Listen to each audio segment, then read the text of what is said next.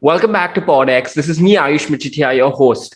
Our guest for today is Maia Shroff. Maia is the founder of Papaya Swimwear. She has done a BA in clinical psychology from Jai College. She earlier worked at Nykaa Fashion. She's worked at other companies before starting her own brand, and she used to also do modeling at a younger age. And I'm really excited to unravel all her experiences and learnings. So, Maya, thank you so much for joining in. Thank you so much for having me. Thank you.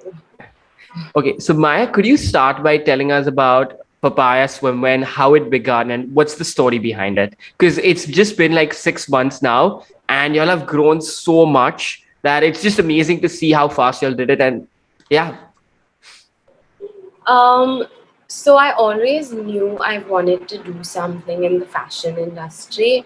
In spite of my degree being in psychology, I've always been very inclined towards fashion. And so I was sick of my corporate job and I was like, Dad, you know what? I need to do something else. I can't do this 9 to 5 desk job every day. And that's when I quit Nykaa. And I was like, I've never actually wanted my parents to like have to pay and for my dreams to seem like a passion project where they just invest and then I do my own thing. So I always wanted to actually invest in my own business. And so I joined like Barcode Entertainment where they were giving me like a decent salary a month. And I saved up all the money and then I started Papaya Swimwear. And my dad luckily has always been in textiles, and so he basically knew a manufacturer who knew another manufacturer who knew someone else who does swimwear. And he got on the phone with one of his with his friend one day and came to me and was like, okay, I spoke to him. You've been talking about this for so long now. Do you want to do it? Do you want to get your sample made? Come to my office. I'm going to show you all my fabrics, see what works, see what doesn't, and send it. And just, get a sample made, start somewhere. So that's exactly what I did. And 5 days later, I had a sample at home with a bikini that I actually really liked. And I posted on my Instagram being like, I can't believe this is like my first sample. And obviously, all my friends who I've known since childhood have like knew that this is something I wanted to do. So I just showed it to them and they loved it. And I had like good reviews on Instagram on my stories of people being like, oh, this is so nice. Where is it from? Did you make it? And that's basically just how it started. but it's really interesting the way you started and you've grown it and so fast. But I had like a question, which was about you spoke about saving and all that stuff about how you saved your salary. So how did you like? How much did you save? How much money did you keep apart? Were you completely saving up 100% of your salary? Were you? It was partially saved, or what was it like? And how was your experience like that on the reduced money?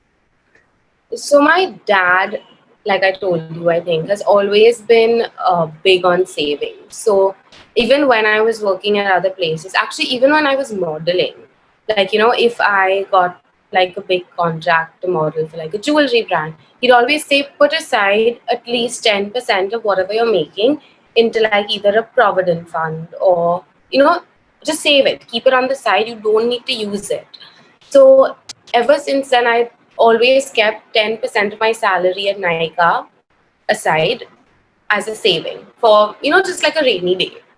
And then when I had made up my mind that, okay, I want to do my own thing, start my own clothing thing, and I joined Barcode to actually make money to invest, instead of 10%, I was doing a little more, like 30% of whatever I was earning. And like I told you, my parents have always given me money to do like the fun things with my friends, go out, dinners, restaurants. So I didn't really, I'm not going to say it was hard for me to save and I was missing out on the fun, because I wasn't. That would be a lie. But I was religiously keeping the money aside, and that really helped. So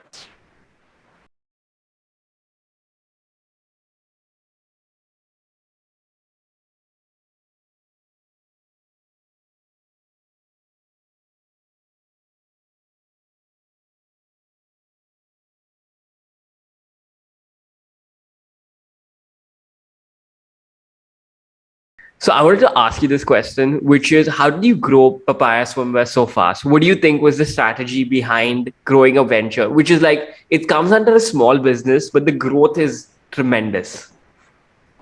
So, I mean, I also, alongside my BA in psychology, did do a diploma at ISTWPP in digital marketing and communications. So, I actually did 3 years of both my psychology degree and this, and I got a diploma in this.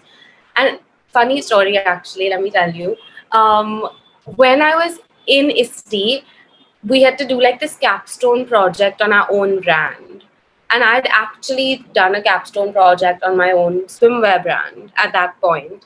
And it was really good. My teacher was like, oh my God, like some of your ideas are like impeccable. Like, this is really good. You should actually try and pursue this, blah, blah, blah.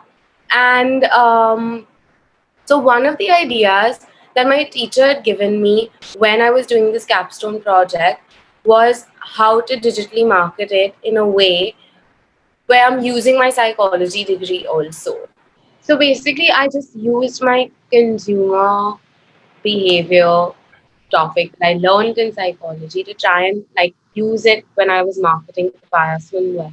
So like my price point was enticing, 1299, kind of plays on the psyche, a little where you're like, oh, it's only like 1200 rupees. Wow, that's great. Like really cheap compared to other swimwear. Also, it's kind of on par with like Forever 21 H&M because like that's what their price points are. And I know at least me and all my friends, if we don't want to pay customs and shipping, would either buy from H&M or Forever 21. So I needed to be on par with like the brands here that do good swimwear. And also just like sending an email when you add to cart and don't buy. So like different methods like that I did think helped me when I was like trying to market Papaya initially. No, I think that's an amazing idea, especially the sending email idea. Like I've seen even other larger brands and players do that, which is a lot of times I add things in my cart and I actually forget about it. It's not that I don't want to buy it, I just forget about it. And then the email reminder comes, it's like, oh, wait, I do need to buy this, even if it's not a necessity at the moment. So, yeah, I think that's like a great idea. But I wanted to ask you this: what were some of the challenges that you faced while growing Papaya Swimwear? I mean, it's still in the growing phase, but what were the initial challenges which you faced? Yeah, it's still really, really small and it's nowhere where I want it to be. But I'm a very like organized person. So I have like Excel sheets of a 2 year plan, a 5 year plan, a 10 year plan of where I want the business to be. And if it's not going to plan, like for example, I knew that okay, I want to be gaining at least 1,000 followers a month, and I'm on my 6th month and I'm on 4,000 followers. So it's not really going exactly to plan, but I'm near it somewhere.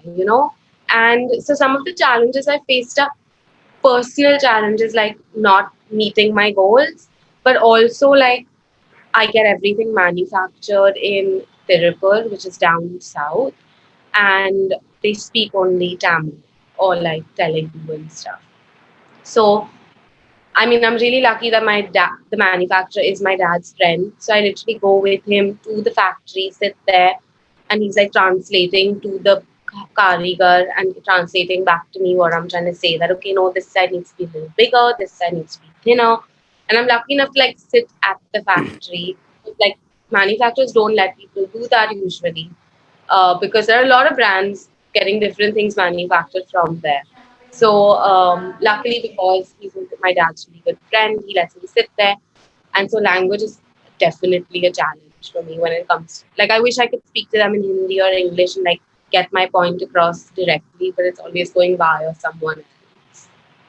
No, but I think like yeah, I mean, I don't have much to say about that, but except the part that you can still overcome it, the way you've overcome it and grown it. Like I don't know why my mind is still stuck on the point that you've grown it so fast and tremendously, even with these huge challenges.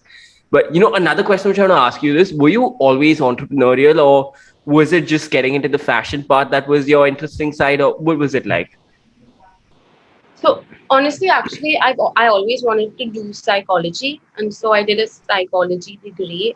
And then somewhere along the line in college, I think I kind of found my own like fashion sense and liked like exploring with clothes and seeing different styles, trends. Like I know I was obsessed with like the newest trends. I'd be on Pinterest or like on Instagram just looking at, oh my god, like what Hailey Bieber's wearing, like what Kendall Jenner's wearing, like this is what's in, this is what's not. And then automatically go try and like buy the same top and stuff.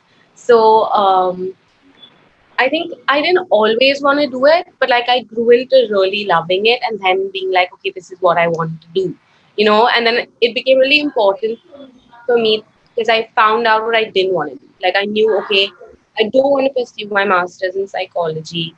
So I'm not going to go abroad to do that. I'm going to try and like make some money here and start my own thing in fashion. And like I've always been obsessed with swimwear, like always. Ever since I can remember, I was always picking up bikinis. My friends were always borrowing my bikinis. And when my dad literally told me that his friend can do swimwear, I was like, okay, great, why not? Let's try. So, I really love the part where you spoke about you knew what you didn't know, like scratching out that thing. So there was like another person in my podcast who gave me a similar advice, actually. It's like you should try and attempt different things so that you know what you don't want to do. And at the end of the day, after some time, you will find out what you actually want to do or what you really enjoy doing. So I find that advice to be really amazing. And it's something which I implemented in my life. So like I'll tell you this story. I have taken science, I've taken PCM plus computers in the 11th and 12th, and I actually thought I enjoyed it till the 10th. I used to like physics. I still do like physics, but after taking it the 11th and 12th, I kind of realized that this is not something which I want to do as my career or workforce and all. So it's like I scratched out that thing that okay, I don't enjoy this, so now I need to try something new. So yeah, I think that advice works. It's so funny for me actually, because in like as soon as I got out of school and I picked up a psychology book in college, I did it for 5 years in college. I was so sure that oh my god, I love this subject. I love like think like knowing different things, and clinical psychology was actually my major. So I was all about like autism and children with mental disabilities, etc. And it was so interesting to me, and I always thought, oh my god, this is what I want to do. Until I was like, okay, no, this is not what I want to do. Because I like it became really real when my dad was like, oh, do you want to do a master's? We're going abroad. Going abroad is of course extremely expensive. So you need to know. I mean, I know for a fact that if I'd gone abroad and done a master's in psychology, it would have definitely been like 100% waste of money. Because I would have come back with a master's degree in psychology, and I just know that this is what I'm meant to be doing. So But what was the part that made you realize that you don't want to do this? Is there like some reason or something happened or what was it? I don't know. I think it just became real when we were talking about like going abroad, studying it as a master's degree. I applied to like a various number of schools in London and stuff. I got into quite a few.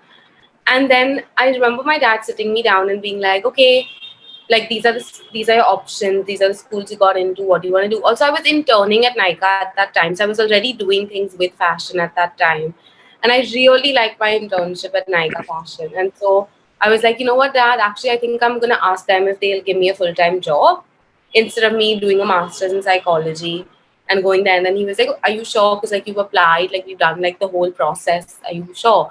And I was like, yeah, I'm sure. And I don't know why, something in my head was just like, I don't want to go do a master's right now. And I was only like 21 at the time, and I knew people usually do their masters when they're like 24, 25. So I was like, it's so early, I'm so young, maybe I should get some work experience. And then when I was doing fashion at Nykaa, I was like, okay, you know what, I really like this. I was actually doing social media at Nykaa, but just like seeing the different clothes, being so close knit with the styling team, etc., like really got my interest flowing when it came to fashion. And so I was like, okay, I want to do something like this. Okay, so I wanted to ask you this question, which is what were two things that you learned from Nykaa that you used in growing your personal brand and Papaya Swimwear? Oh, I definitely have got all my social media tips from doing social media at Nykaa Fashion, like all the interactive stories, influencer marketing, blah blah blah.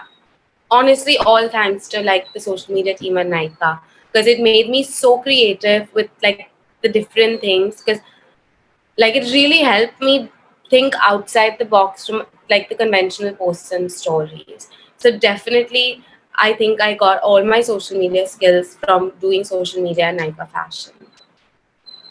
But, I wanted to ask you this counter question, not actually a counter question, I would say, but what was something other than consumer behavior? What were some things that you applied, which you learned from psychology? Um, my major was actually clinical psychology, so I was studying about like schizophrenia and stuff. So I can't say I used that at all for Papaya.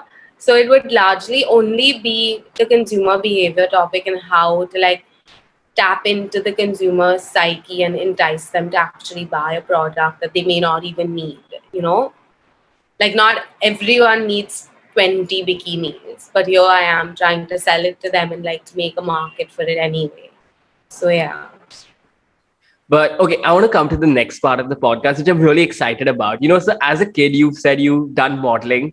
And so I wanted to know what was that experience like. So, being 15, being 14, being 13, or what, as a young age, you're doing modeling and all. So what was okay, this is like I don't know if it's like a stupid question or not, but I'm curious about this. What was your reaction in school? Like, did other people be like, oh, wow, that's a model walking in, or like, oh, she's famous? Or what was it at school? Absolutely does not work like that. No one goes, oh wow, that's a model walking in at all. But I actually did my first acting job when I was like 7. Wow. And it's so funny because my sister plays international tennis and she's type 1 diabetic as well. So J&J, Johnson and Johnson, actually asked her to do an ad because she's a tennis player, she had won Commonwealth Games, blah, blah, blah, to do an ad for this diabetes thing. And they wanted 2 other kids in the ad with her, like just in the background. And so she was like, oh, I have a younger brother and a younger sister. So why can't I just get them to do it? And they were like, okay, great. Like, y'all will gel on screen, blah, blah, blah. And that was the first time I was ever like properly on screen on an ad that actually aired throughout, like, India. And it was like, I just remember it being the coolest feeling. I was like, oh my God, I'm on TV and telling all my friends to go look at the ad, sending the link across, literally feeling like the coolest kid in school. Everyone was talking about my ad and being like, oh, did you know Maya came in an ad? And it was literally like the most exciting thing. And then ever since, mm, basically, I'm the black sheep of the family because my whole family is 40 as hell. And then there's me, okay? I literally picked up a racket at the age of 2 and sat down on the ground. My dad put me for athletics, and I was like, I cannot do this, okay? And so ever since that time, I remember telling my parents that, okay, you know what? I'm going to be an actress. I'm going to be in Bollywood. Y'all are going to see me on the big screens. I'm going to be like, a model, an actress, an artist. And my parents were like, okay, great, Maya, at least you have some, like, somewhere very different from what his other kids were doing. So my dad was kind of iffy about it. But then at the age of like 13, I had like a few people come up to me and ask me. I remember once I was working at Phoenix and someone came up to me and was like, oh, we're shooting an ad for the skincare brand and we think you'd be perfect for it. Would you like to try out, audition? And I remember just feeling like really cool getting asked to do ads and do modeling gigs and stuff. And that's just how it is. Like, I think the feeling cool part comes only from within me because it absolutely doesn't work like when I walk into the room, people are like, oh, she's a model and stuff. It does not work like that. And especially my friends and all, they make fun of me, to be honest. They'll be like, oh, like I did a Vodafone ad once and like we couldn't stop laughing because like my face was a little weird in it. So for my friends and stuff, it was like a really funny thing. But for me, when I was younger, it was really cool to like be in ads and stuff. And now, honestly, even now when I'm like signing up with modeling agencies and stuff, I ask not to be put in ads and to be put in more like modeling, editorial, photo shoot type of gigs. So yeah. But I had like a similar experience. I've not been in an ad, but there was this very funny thing. So in second standard, I think I was in second or first, so I must be like 8 or 9 years old at that time, where there were these people from for like an ad thing who came to my school, and they were actually looking for people who wanted to be a part of the ad and all. So everyone was actually forced to be a part of it and audition for it. Okay. And I remember auditioning it for it, and I was very excited because I've always been an extrovert, so I thought I would definitely get this ad and all that stuff. And I started like daydreaming about it that, oh, I'll get this ad, then I'll sign a movie, then I'll be working with this actor and all that stuff. And funny thing is, I never got the ad, nor did I. After that, very soon, the thing of me wanting to be an actor also faded away. But I can relate to that emotion which you were expressing because I was like so excited about an ad. So it was like a biscuit ad. And then I remember actually, so that ad is now I don't think they air the ad anymore, but I remember seeing another one of my classmates. He was a senior in my school. He got the advertisement. So I was like, oh, I wish I had got that advertisement. So there was a Yeah. sense of jealousy and competitiveness. I mean, But after definitely, there are so many like auditions that I've done for ads and stuff before, where I go like travel hours to go to the audition and then get a call being like, "Sorry, you weren't picked," for like multiple of them, you know. So I resonate with the feeling of like not being picked as well, for sure. but did you feel like a sense of jealousy seeing the other person do the ad? Um, to be honest, I never saw the ads. You Oh, know, okay. like the ones I didn't get picked for, I never ever happened to like see them on TV or anything like that. So I don't know who got picked instead of me, where the ad is airing. It's just the ads I'm in that I go out of the way to like find the link, get it, or YouTube it and stuff for. But the ones I don't get, I don't really like pay attention to. So there's never really been any like jealousy. It's just that in the moment when you pick up the phone and think, okay, she's gonna be like, you got the ad, and then she's like, sorry, but we went with someone else. I resonate with the feeling basically. But I wanted to ask you this: what have you learned from rejection? What has something taught you, or how do you apply it in your life now? I mean, that's like a deep question, but I feel like for me, getting rejected for ads and stuff was never really a big deal because it was always like a side thing for me. It wasn't like my main, like, you know, okay, this is what I want to do, actress, blah, blah, blah. When I was like 5, 6, I was like, oh, I want to be an actress. But as I grew up, I knew the industry, knew that it would be really hard to get into the industry without actually having like massive contacts, blah, blah, blah. And I kind of made myself understand that this is not really what you want. The limelight, while it was there for a bit. And honestly, there was no limelight, to be honest. I'm saying limelight like there was any. But the feeling of feeling like you're in the limelight was there for a bit. But every time I did get rejected, I just always have my agency guy or someone else always like come up to me and ask me for something else, and then I try out for something else. And there have been times I have tried out for like 10 things and got rejected from all 10 also. But it was never just like my entire focus on being picked for it. I do it on the side. So I think I personally take rejection really well. I don't let it get to me. I always like pick myself up and try to work towards better, bigger things instead of dwelling on what didn't happen. So I don't think I learned much from it because I never really let it get to me. You know what I mean? But yeah, I have like an experience to narrate, which is that rejection actually happens. Whatever happens, happens for good. They say that. So I have Yeah. actually experienced that because my school was only till fourth grade. After fourth grade, I have to shift to another school. And basically, the school that I wanted to go in was like an all boys school that I wanted to go in, was really excited and all that stuff. And they actually said that I didn't get admission into it. And what happened was I got into this mixed school. So basically, that was a Goa board school. Now I'm in an ISC school. But I can tell you this. So I had to go into the ISC school because I was rejected by the Goa board one. But I can tell you this, it was the best thing that ever happened Yeah. because my overall development that took place, it's the people that I met. And whatever I am right now, it's like you become the person you surround yourself with, right? The kind of people you surround yourself with. Exactly. So now looking back, I feel so grateful that I was actually rejected by that school and I was forced to come into this school. And yeah, I'm just glad that happened. So that is one thing which I learned from rejection was whatever happens, happens for good. And like you said, not to dwell about it.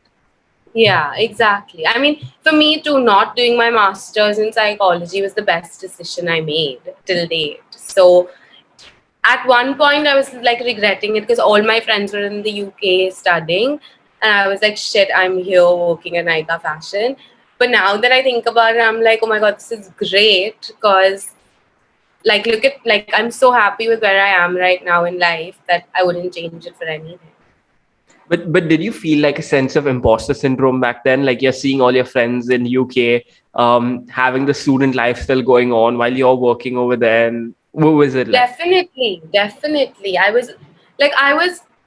think I regretted it for like when they were in the UK. I was like, shit, I should have gone. I should have just like, I'd got in and everything. I should have just like finished my full application project. Shouldn't have left it mid, like, application process. I mean, shouldn't have left it midway. All these thoughts were like going in through my head. Every night when I'd sleep, I'd like think to myself, okay, have I made the right decision? Have I not? But I also did make like a really good group of friends in Nykaa, and I did really have like my own type of fun in its own way, irrespective of what my other friends from school, etc., were doing. And so I feel like now that I think about it, it's so great. Like, I'm so happy, and it's the best thing that, like, it's the best decision I could have made not to go, even though in the moment I was doubting it. Okay, wow, that's like an interesting thing. Like that's the same thing which happened to me. Like I was seeing all my friends get into the all boys school, the Goa board one, and I was very sad that I didn't get it. But looking back, it is the best thing. Whatever happened happened Yeah, for good, and yeah. But definitely. I wanted to ask you this question, which is, you've been through this experience. We've shared it. We spoke about this on call, which is you went through this experience of body shaming for being very thin. So, what do you think happens in our country, especially? And what? Okay, so I'll tell you this. A lot of times, even I feel this is like if someone calls you thin and shames you, it's not really body shaming, but the person who goes through it has a completely different experience about it. And so, what do you think happens in our country, and how does what do people go through? I don't think it's our country per se. I think it's just people in general, to be honest, where everyone feels like they have an opinion on how everyone else looks, and they're judging people based on how they look without actually knowing who they are. And I've done it. My friends have done it. I've called someone fat or I've called someone thin. Everyone does it. I just feel like um, just because someone says, "Oh, you're too thin," doesn't mean that or "Oh, you're too fat." Basically, but I'm trying to find my words here. But just because someone body shames you based on how you look doesn't mean they know who you are as a person. I've had people tell me, "Oh, you're too thin. You're so skinny, skin and bones," and it's also wrong, is what I'm trying to say. Like, you can't tell me I'm too thin, I'm too skinny, I'm like skin and bones, and you cannot tell someone who's bigger either that they're too fat or they put on too much weight. Like, it doesn't work like that. And I'm telling you, people do it unintentionally. Like, if you see someone who's too thin or too big, you automatically feel the need to judge or say something or have an opinion, which you shouldn't. But it's only human too. But I have people in my DMs tell me all the time that I look like a stick and like daddy long legs and where's the fat? And I get all these type of comments in my DMs or on my posts sometimes. But the best thing to do is just ignore it and just like do your own thing. Because I know, like, I'm a healthy person. I eat my veggies. I'm really good with my diet. So I know that if I'm doing everything I can in my part to be healthy, then your opinion on how I look shouldn't matter at all. But I would say this that it takes time to get to that stage about not letting other people's opinions affect you, maybe. Because earlier, even I used to get that. I used to get affected by a lot. So I wanted to ask you this: how did you get to that stage about not letting other people's opinions affect who you I are? mean, it still affects me, of course. Like, if someone was to call me skinny and unattractive and skin and bones, blah, blah, blah, it would still affect me. But I feel like I just keep it to myself. Like, I won't, like, before I'd be like, oh my God, Jihan, look at what they've said about me. Or like, oh my God, mom, look at what they're writing about me. I actually remember this one time at Nykaa Fashion where I put up a video on the Nykaa Fashion handle, which had like a lot of followers, and it got a lot of hate. They were like, "Oh, she's so skinny," or "Oh, she's so ugly," or and like there were like really bad comments. And I remember showing it to my mom and Jehan and all, and being like, "This is like what they're saying about me. It's like affecting me. I'm feeling so bad. Why would they say this?" And I remember my mom actually being like, "If they are sitting behind the screen, and writing this, then it's their insecurity talking more than what they're saying about you, you know? Because it's probably someone who doesn't have a flat stomach or long legs or whatever writing this about you, you know, because it's their insecurity playing on themselves. So it doesn't talk about you as a person as much as it does about them as people. And that just kind of stuck with me because it does. I mean, it's true, right? When you have something bad to say about someone, you're probably tapping into your own insecurities, and that's why you're saying it. And so I feel like that just stuck with me. And now I try to like understand where they're coming from more than try to like feel bad about it. It still affects me. Like I'm like, oh, why is this person saying this? Or I still feel bad about it. But I feel like I learned to like understand it also. Yeah, I would still say it's a bit scary. Actually, a lot It scary to is. go It through that. definitely Yeah. is. It definitely is. Yeah, Because for I've sure. seen this. I was actually reading an article because some of these things can have a long term effect or a trauma on people who are going through this on a daily basis, and it happens subconsciously. So slowly, so basically, what the article said was that slowly, what happens is that person, if they continuously keep on reading it, they start believing it, and it becomes a part of who they are. So even when they are looking at themselves in the mirror, they're going to be like, "Oh, this person was saying is true," and all that stuff. So yeah, like I said, that's the scary part about it. I mean, I feel like hateful comments and hate and stuff has become more with like social media and being online. And so, literally, what my mom said is if they feel like they can comment on you or your bodies from sitting behind a screen and typing it out, then it says a lot about them as people, you know? It says a lot about how they are feeling, how they are thinking. So if you try to just understand that perspective instead of thinking they're directly targeting you or you as a person, it's actually coming a lot from within them. And that just makes a lot of sense to me, you know? Correct. So I just wanted to go a bit off topic, if that's fine. But what are your thoughts about a social media detox?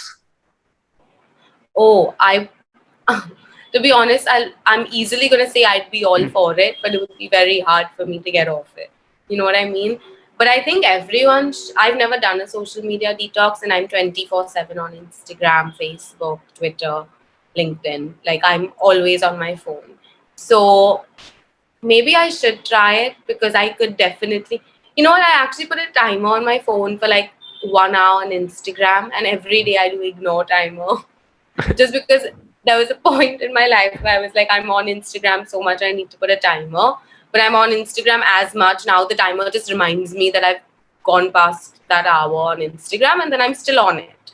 So I should actually try doing a social media detox, but I think it would be very, very hard for me, especially someone like me, because I would like I don't want to say it, but I am addicted to being on Instagram. Like I'm always swiping, always looking at reels, always looking for new things. So I hope I can do it. I should try. I think I shall try. And I hope I can do it. Have you ever done a I, social media detox? So I actually tried it, but I failed miserably at it. Because the next thing was I just rejoined again. I deleted the app. It was like 5 or 6 hours. Then I'm like, oh wait, it doesn't matter. I'll just reinstall it and all. And that's what I did it. Then, like you said about the timer part, I did that also. So I downloaded this app, which is basically if I exceed once 1 hour is done, whatever time limit I set, it's done. I can't open the app. So what I used to do was once Mm, 1 hour ended, I would go and extend the time limit. So I would make it yeah, 2 hours, then I would make it yeah, 3 hours, and it kept on happening again and again. So it was like killing the purpose of the app. But yeah, I yeah, mean, it did give me a lot of insight. So I tried very hard. I would say that I was trying to keep it less than 30 minutes a day, but I don't know yeah. why it just doesn't happen. I'm sure. Like I don't think I've never tried, but I put a timer and I do not stick with the timer at all. So I think it would be very, very hard for me to actually go on a proper detox from social media. But I wanted to ask you this very open-end question actually. So, which is obviously everyone has ups and downs in lives. So, if you don't mind, if you could narrate us a story of one of your down times and how did you like rise back from it and not let it affect you now into who you are? Obviously, there'll be many, but whichever one you're comfortable sharing. Yeah, there are a lot to be honest, but I think The one that would like resonate or like would be like the one that hit me the most would be when I turned like diabetic. So my sister was always type 1 diabetic. My dad was diabetic. And it was kind of a genetic thing in the family. And I basically started losing a shit ton of weight. My hormones were all over the place. I was angry at like everyone all the time. And I couldn't understand why I was being this emotional, why I would cry suddenly, laugh suddenly, like literally behave like I'm going mad, you know? And I used to be addicted to sugar. I used to wake up in the middle of the night and go to my freezer and just like eat a tub of ice cream, drink Coke. Like I just needed to have sugar in my body at all times, you know? And my sister was back in town and she was like, Em, you're looking really thin and like your face has sunk in and I don't know, there's something wrong. Like we need to get something checked. And obviously being diabetic, she knew like the symptoms. I was one of the main symptoms is that you pee a lot, okay? Because you have so much sugar content in your body. You keep going to like you keep needing to go and use the loo. And I used to wake up at least 5 times a night to pee, which is not normal for like a 13-year-old girl, you know. And I remember she taking, you have like this glucometer thing when you're diabetic that can read your blood sugar. So I remember taking my count and it was like 500 and something. And just to give you an idea, the normal blood glucose level in someone's body is usually around 100 to 120, and mine was 500. So my sister automatically knew that, okay, she's definitely diabetic. We need to go get it checked out. And I remember we had a party at night that night when she checked my thing, and she told me like your sugar levels are high, and I didn't care. Like I was still drinking Coke at the party. I still went and got myself a bowl of ice cream for dessert, and when I literally went to the doctor because my parents had like forced me to go with them and like to get like a better insight into what was happening inside my body, it kind of like hit me like how unhealthy I've been, how I've been mistreating my body, how I literally didn't give a shit about what I was putting inside my body, which is so important because at 13 years old, I was looking like I was like on heavy drugs, you know, like literally like sugar was a drug to me. I couldn't help but not have it. And it was definitely one of the lowest points of my life because I was like, you know, a girl, like someone who's always grown up really healthy, happy, like, you know, with like good ambition, passion, everything had just gone like down the drain. I was looking absolutely anorexic, absolutely unhealthy. My face had sunk in. I was eating shit and being in no, actually, this wasn't when I was 13. It was when I was like 15. So I remember it was like my first year of college, just out of school and stuff. And I used to eat at the canteen every day, get at least 2 Red Bulls a day in college, you know. And it was definitely like one of the lowest points of my life. And that's when it hit me like, I have to turn this around. Like, I have to do something to be able to get back into like a healthy living routine because I'm literally like I'm gonna die ASAP if I don't. If I had continued being the way I was, so I was immediately put on insulin injections. I was immediately put on Lantus, which is like a long-lasting insulin. And I remember my mom used to give me Karela juice every morning and bindi juice every morning. And it was like painful for me to have it because I had set this routine for like the last 3 years of my life where we'd go eat junk and more junk and more junk. And it was really hard for me to get used to trying to living a healthy lifestyle. But I knew I needed to do it. So somewhere down the line, I was like, you know what?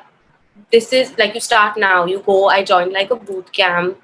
I made sure I was eating my vegetables. I was cutting out on all sugar, which was I think the hardest thing for me, because for someone who was consuming like I don't even know how many grams of sugar a day to consuming absolutely no sugar was really hard for me. I was getting almost like withdrawal symptoms. It's literally like a drug. Like if you ask my sister today, like it's so funny, don't quote me, but she'll say sugar is worse than cocaine because it's literally it gets you. It's as addictive, you know.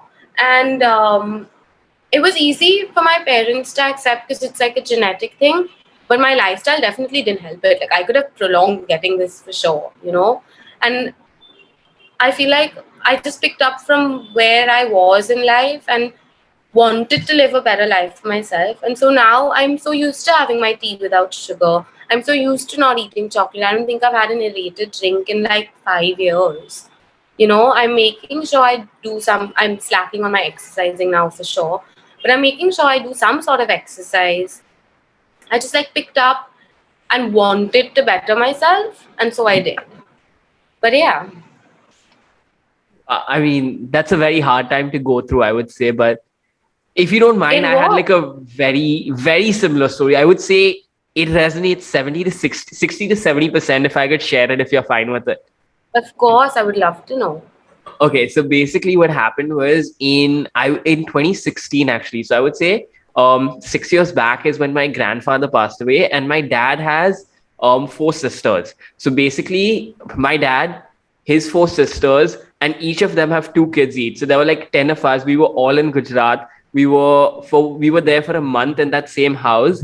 And basically what happens is when you're with your cousins and family and all that stuff, no one can really give time onto what you're specifically eating and all that stuff, right? Parents can't give time, your aunts and uncles can't give time and all. So what would happen was whenever someone went out, they used to bring a bottle of soft drink, they brought chocolates, they brought ice cream, and all of that stuff would always be in the refrigerator. And now the thing was, I didn't like the taste of water over there. So what would happen was, whenever I felt thirsty, I would just go open a carbonated drink like Coke or Sprite or something and just drink that. And you won't believe this. 1 week into this, I couldn't walk around from the door to the room or something. I just couldn't walk. I couldn't get up. I was in such a terrible space. I had no immunity. I couldn't walk. I had no energy. I felt like sleeping the whole day, and it was a very terrible time. And we went to the doctor, and my dad had to literally carry me from my shoulder to the doctor because I couldn't walk so much. So then we came to know it was because I had constantly, firstly it was obviously dehydration because I hadn't been drinking water, and secondly it was just loads and loads of consumption of carbonated drinks. So both of them were having like a very negative effect on my body, and that was like the hardest time for me, I feel, in like my health space. And yeah, I went through that, survived it, feeling very much normal. And then in actually I think 2018, yeah, so in March actually this year, I will be completing 3 years of not having carbonated drinks. So I've not touched That's it, I've not insane. drunk it. And yeah, even when I go to these parties, I wanted to ask you this. So what happens is when I go to these parties, a lot of my friends and all, you see them drinking I see them drinking carbonated drinks and all that stuff. And I don't really have them. And they're like, why aren't you having them and all? I just don't feel like. But do you like get forced or something? What happens when you go to parties? Yeah, I get like for me, every time I eat a meal, I'm taking out an injection and literally shooting myself with insulin. So I'm always getting stared at and always being asked, oh, what is that? And obviously, some people know, like, if you're diabetic, you need to shoot insulin, but there are a lot of people who don't know. And I'm always getting asked. And before, I used to get really like embarrassed to be like, because if you, especially with someone older, they'd be like, what? You're only 15, how can you have diabetes? Like, what have you been doing? Like automatically feeling like a sense of being judged for having this condition.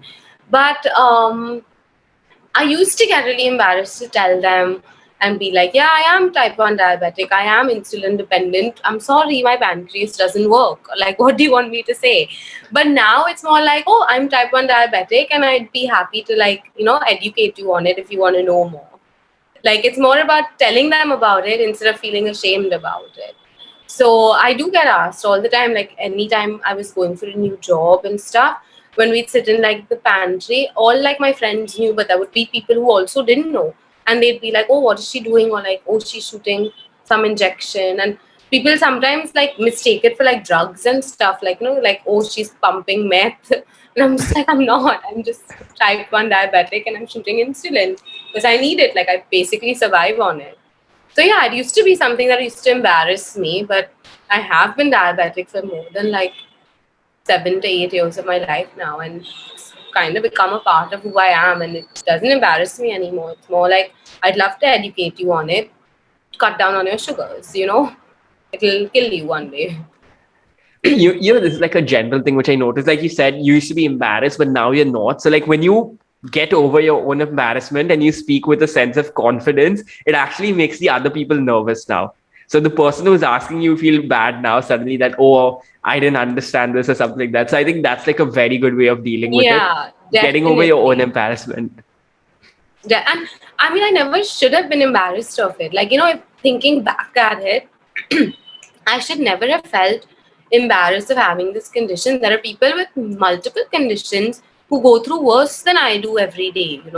So it's nothing to be embarrassed about. As long as I'm doing what is right for me and keeping my health and body in check, I'm good. So it's fine. And it used to really affect me at one point, when people would like stare in the college cafeteria, or if we were at like a, you know, distant family dinner with all our relatives who didn't know that I was diabetic. They'd ask my parents like they did something wrong, like, oh, how is she diabetic? Like, it's not on them and it's not on me. Like, it's a genetic condition that I could have definitely prolonged with a healthier lifestyle, but I didn't, and it happened. And you go, like, life goes on. There are people with way worse conditions going through way worse things, and it's fine. Like, I've come to terms with it, and like I said, I'd be happy to educate people on it. Yeah, I think acceptance is like the best part of it. But Yeah. I wanted to ask you this last question, which is, what would be your last advice for anyone who is listening or watching this podcast? I don't think I'm in any position to give any advice, to be honest.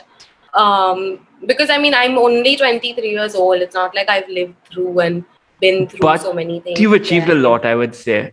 I would definitely say that. So That you can is just really sweet. Thank you.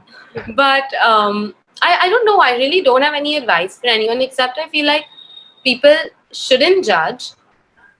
People shouldn't have opinions that are like, derogatory to someone else. And people should just like live and let live. I would really say just live and let live, and your life will genuinely be happier. I think that's great advice. So thank you so much for joining in, Maya. It was amazing having you as a guest on this podcast. Thank you so much for having me.